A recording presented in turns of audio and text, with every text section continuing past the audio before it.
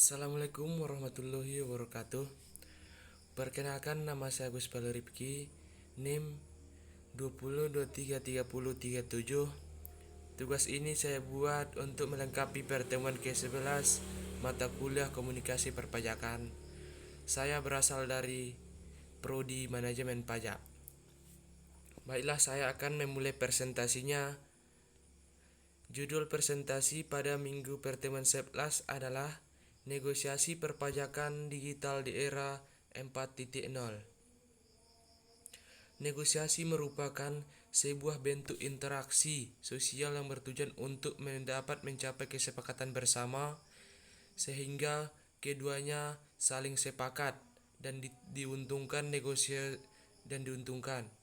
Sedangkan negosiator adalah merupakan orang yang terlibat, orang yang ada dalam keberadaan saat melakukan suatu kegiatan negosiasi tersebut.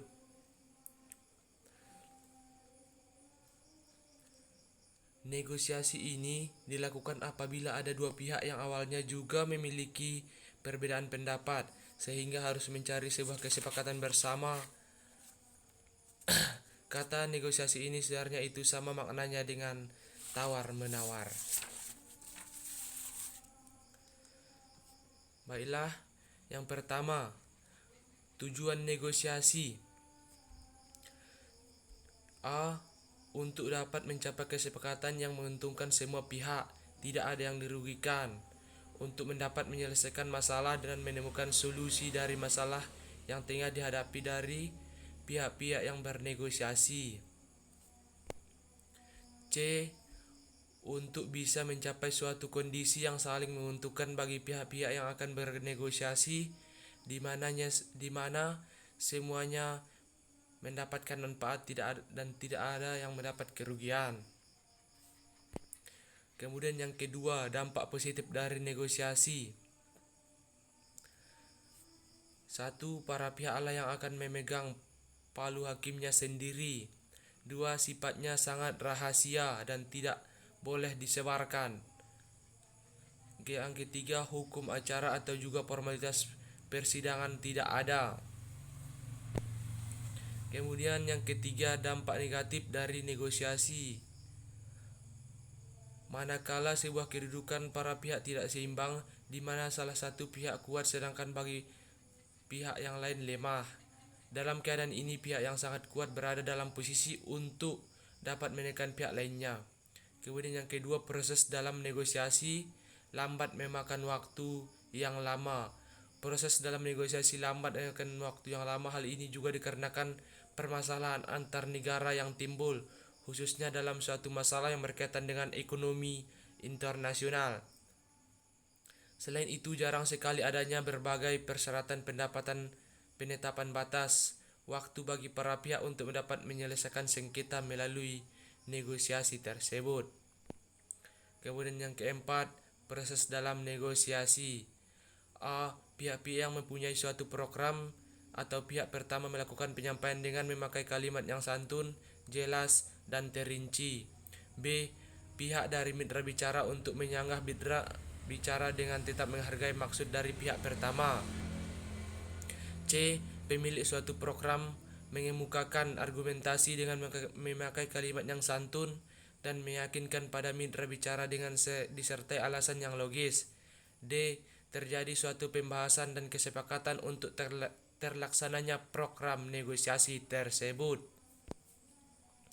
Kemudian yang kelima, tahapan negosiasi. A. Tahap persiapan atau preparation stage. Sebelum bernegosiasi perlu untuk dapat menentukan lokasi, waktu, pertemuan dan siapa yang harus hadir dalam mengadakan negosiasi tersebut.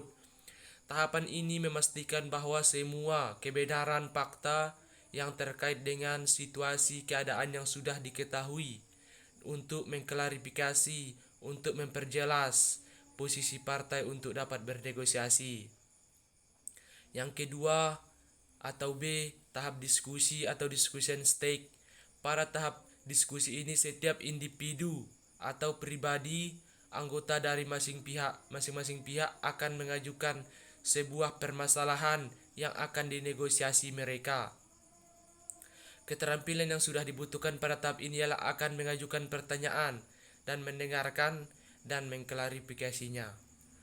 Yang C, tahap klarifikasi tujuan atau clarifying goal state. Tujuan, kepentingan, dan perspektif kedua pihak yang berselisih yang telah dibahas bersama perlu diklarifikasi sehingga dimungkinkan untuk dapat membangun landasan bersama.